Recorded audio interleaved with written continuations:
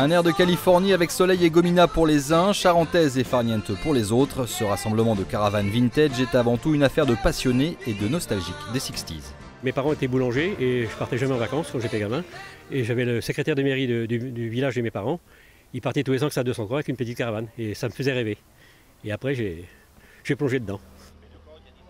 Ici, ce qui prime, c'est l'authenticité. Les caravanes doivent être de construction antérieure à 1973.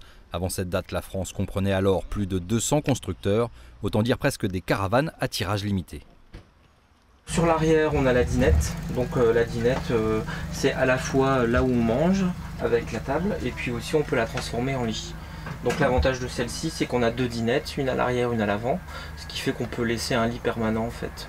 Ce sont des caravanes simples, voilà, on a juste le lit, une place pour manger, une petite cuisine, avec un aménagement qui correspond à l'époque, aux années 50, 60 ou 70.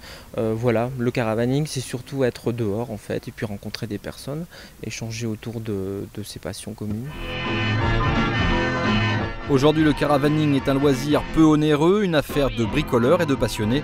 Mais dans les années 40 et 50, avoir une caravane et surtout une voiture pour la tracter était un mode de vacances réservé à une catégorie de privilégiés.